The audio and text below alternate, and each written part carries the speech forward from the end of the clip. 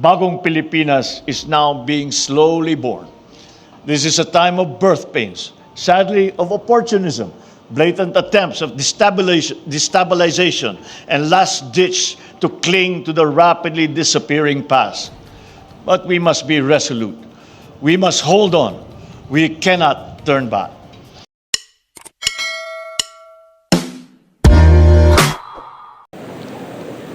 We will now hear the valedictory address of Cadet First Class Jeneth Becerra Elumba, Cadet Corps, Armed Forces of the Philippines.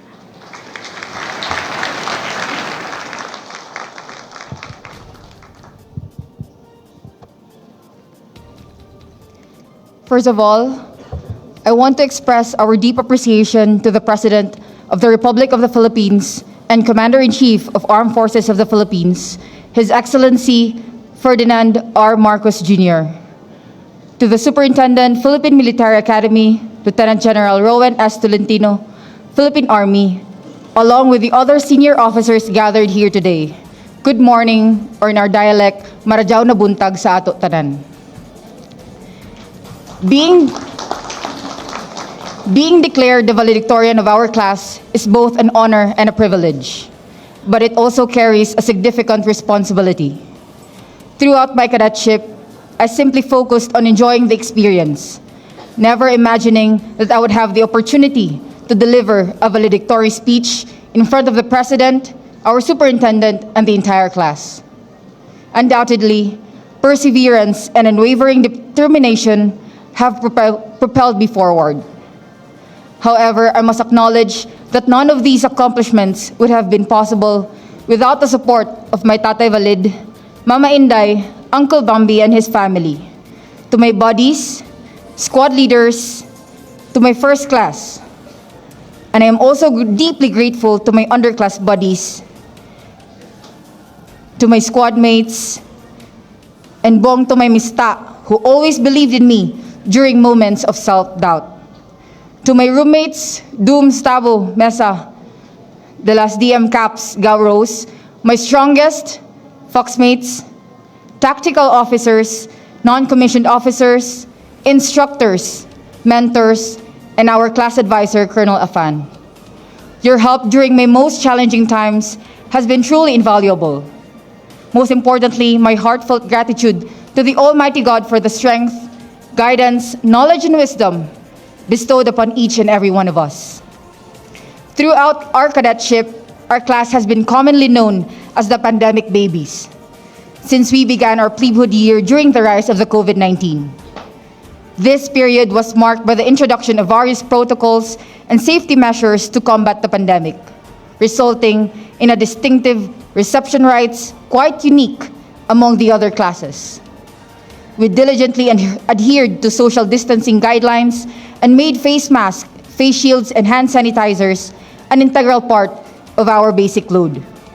With regards to our academic pursuits, we adjusted to online and modular learning approaches, enabling us to continue our studies inside the academy. Unfortunately, due to the pandemic, we were unable to partake in the traditional and cherished events of the academy alongside our parents and other visitors. Celebrations such as the reception, incorporation, sunset parade, and recognition were not experienced as we had anticipated. However, we found solace in celebrating these milestones with our buddies, squad leaders, first class, kabayans, and mista. But today, as we graduate, we stand on the hallowed parading grounds, Borromeo Field, finally able to see our parents, friends, and loved ones, watching us with pride as we reflect on the 4 years of successes and failures that shaped our journey. Now, we find ourselves in the final hours of our 4-year cadetship. The challenges of waking up to the early mornings of Baguio, the thin air, slopes, manongs, viands, SOC, and our cadetship in general are drawing to a close. New beginnings await us beyond the walls of this academy. Mista, we are about to confront the realities of the world outside, where our individual journeys will lead us to different units and diverging paths. However, let us all remember that we will forever be connected by the 4 years of shared challenges and camaraderie we experienced together in the Academy. I sincerely hope and pray that we will uphold the values of courage, integrity, and loyalty instilled in us by our alma mater. May we find success in all our future endeavors, safety in all our operations, and excellence in every aspect we undertake. Today is the day we have long awaited. Let us go forth and serve our nation with the character, skills, and education that the Philippine Military Academy has nurtured within us. Pro Deo Populus et Patria. For God, the people, and the country. Thank you, and once again, good morning.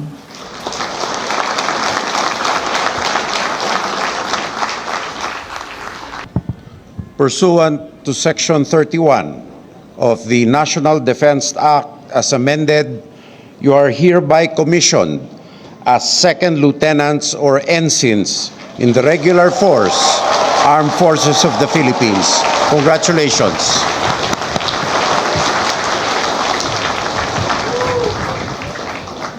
We shall now witness the oath-taking of our newly commissioned officers of the Armed Forces of the Philippines.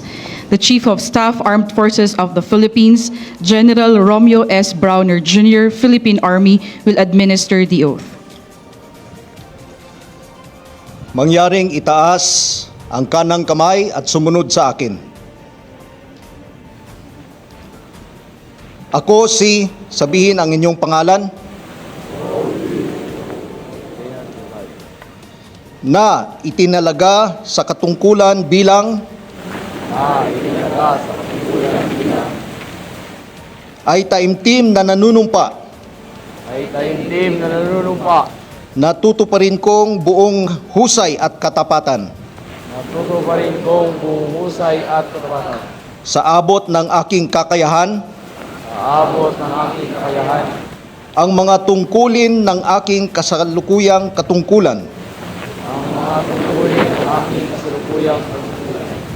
at ng iba pang pagkaraan nito'y gagampanan ko sa ilalim ng Republika ng Pilipinas na aking itataguyod at ipagtatanggol ang saligang batas ng Republika ng Pilipinas na ako'y tunay na mananalig at tatalima rito na susundin ko ang mga batas mga utos na ayon sa batas at mga dekreto na pinaiiral na mga sadyang itinakdang may kapangyarihan ng Republika ng Pilipinas at kusa kong babalikatin ang mga pananagutang ito nang walang anumang pasubali o hangaring umiwas. Kasihan nawa ako ng Diyos. Mangyaring ibaba ang inyong kamay. Congratulations sa inyong lahat.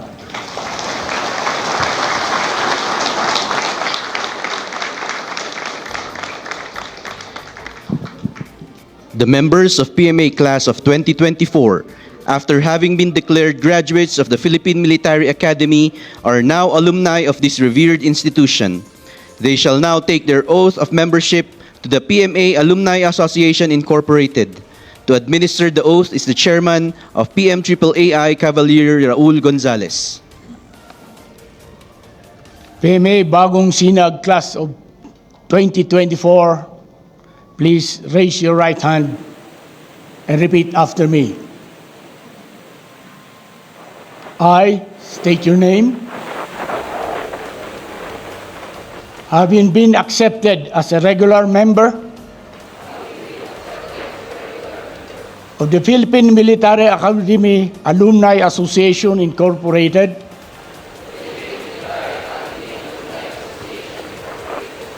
do hereby solemnly swear that I will well and faithfully discharge to the best of my ability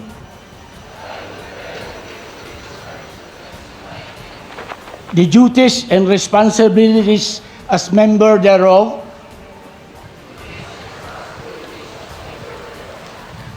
that I will support and abide the Articles of Incorporation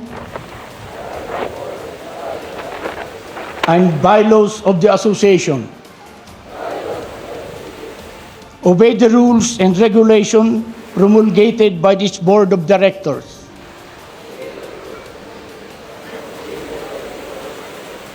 uphold the PMAAI Code of Ethics, and guide me with the PMA's motto of courage, integrity, and loyalty.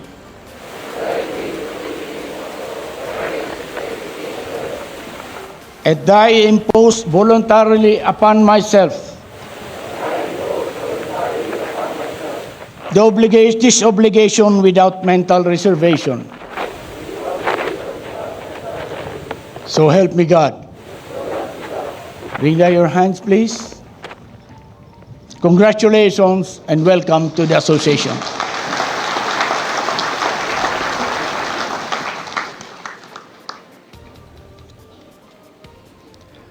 To introduce our guest of honor and speaker, Vice President and Secretary of the Department of Education, Honorable Sara Z. Duterte.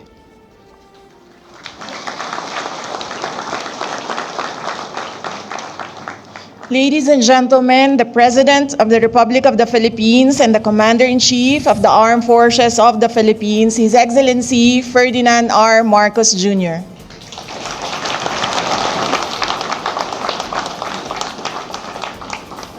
Thank you, Vice President Sara Duterte, for your kind introduction. Before we proceed, the troop commander will give the order of Tikas Pahinga. Sabay tayo kay Burns. Sabay tayo kay Burns. Kay Burns. Sabay tayo kay Burns. Sabay kay Burns.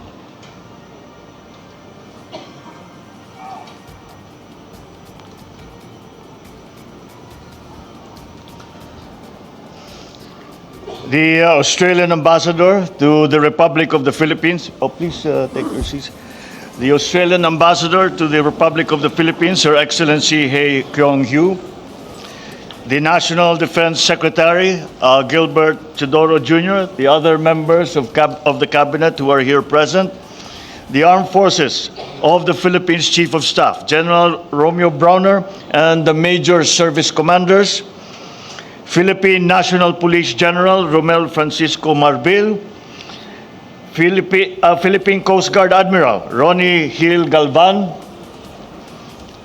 Philippine Military Academy Superintendent Lieutenant General Rowan Tolentino, the Baguio City Lone District Representative Marquez Go, Baguio City Mayor Benji Magalong, the officers, enlisted personnel, and civilian employees of the Philippine Military Academy, the Cadet Corps of the Armed Forces of the Philippines led by PMA Bagong Sinag Class of 2024, the all-important parents and loved ones, mentors and supporters of our PMA graduating class, my fellow workers in government, other distinguished guests, ladies and gentlemen, a pleasant morning to you all.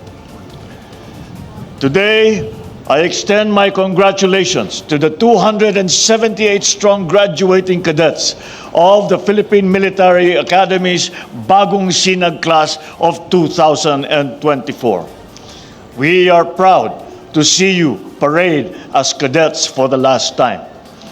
I am pleased that this batch has produced female cadets who have shown outstanding performance, many of whom proudly swarm the elusive list of top 10 performers and special awardees. Let us all congratulate this year's valedictorian, Cadet First Class Janet B. Elumba, a proud daughter of Surigao City. I share with your parents I share with your parents the immense pride and joy that I know they are feeling right now.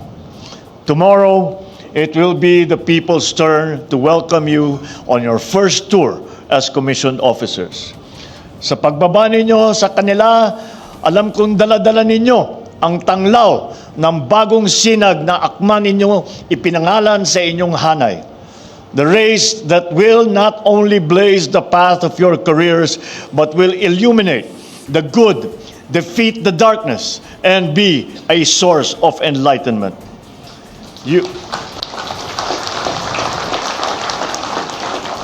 You have fought hard, and for that cherished spot that you now occupy in the long gray line of torchbearers of freedom. And as you consecrate your lives to the defense of the Republic, I know you will neither fear nor falter, nor will you fall back. For you are products of the best military school in the world. You come from a great tradition of excellence.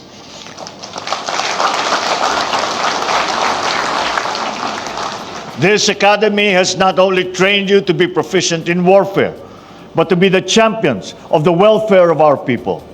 Because soldiering now is no longer limited to defending territories, but to improve the lives of the people who live there. This is what you have signed up for in your military career, for which you have given up the simplicity and the safety of civilian life. Discipline and honor code are your non-negotiables, like those who have come before you. You will forego the comforts of home, so our people will be secure in theirs. You will endure physical separation from your loved ones, so that families can live in peace in communities that you will protect. Your sacrifices will not be in vain. Your gallantry will not be squandered by those who benefit from it. More so if they see that you have adhered to the following tenets of your calling and the demands of the public trust that you hold. You will respect civilian authority.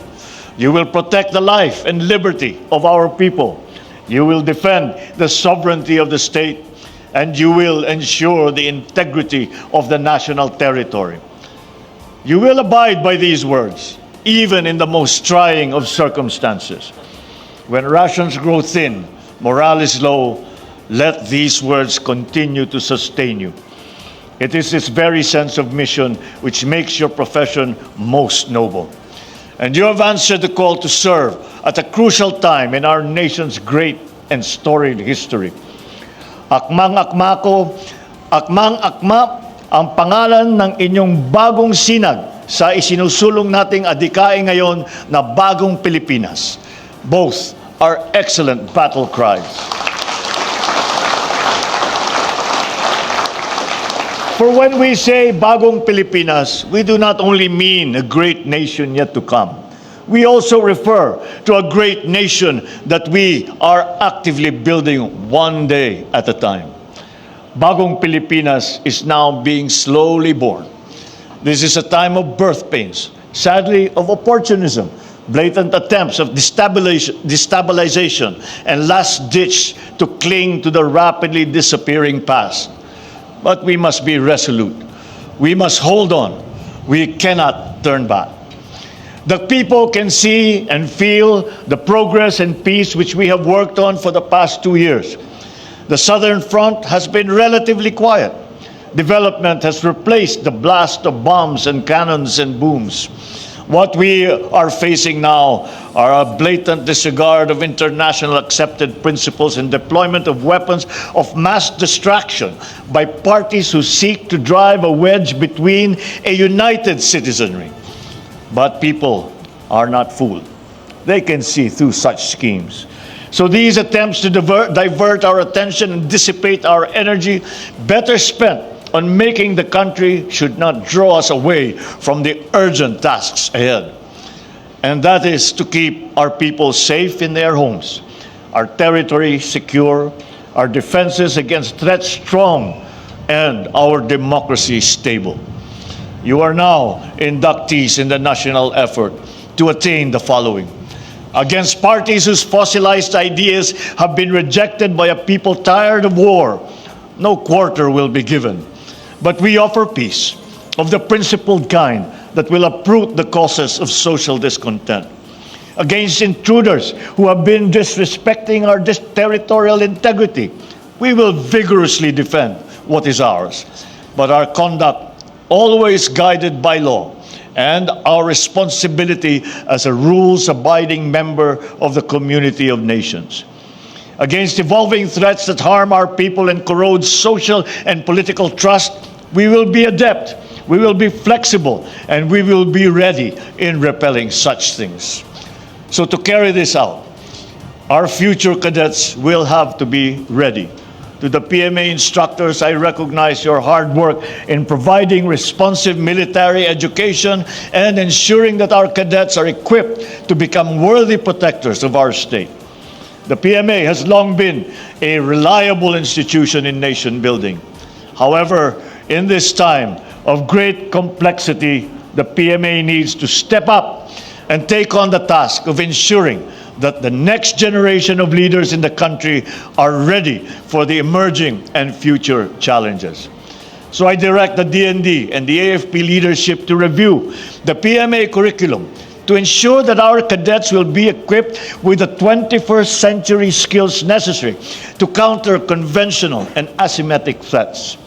In the digital battlefield, a clear vision for truth, integrity, and patriotism are necessary tools to combat attempts at disinformation and infiltration. And to all the members of the AFP, be assured that this government has a continued assurance in improving the welfare and morale of our uniformed officials and personnel, and of course, to include your respective families.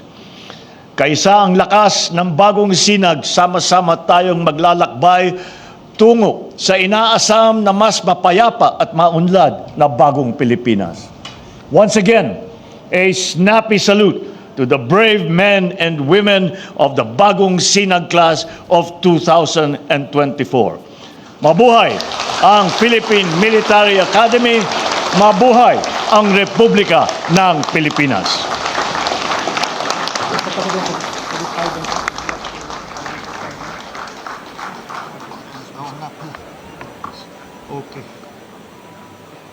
At this point, the Superintendent, Philippine Military Academy. In observance of the time-honored tradition of the Philippine Military Academy, on the occasion of the graduation of PMA Bagong Sinag Class 2024, I, President Ferdinand R. Marcos of the Republic of the Philippines and Commander-in-Chief, Armed Forces of the Philippines, hereby pardon all outstanding punishments of first-classmen, second-classmen, third-classmen, and fourth-classmen of the Cadet Corps, Armed Forces of the Philippines. This excepted, of course, our Class 1 offenses and all grave offense committed or on or after the 8th of May 2024, as recommended by the Superintendent of the PMA effective today. Granted this 18th day of May in the year of our Lord 2024 at PMA Fort General Gregorio H. del Pilar, Baguio City. Okay.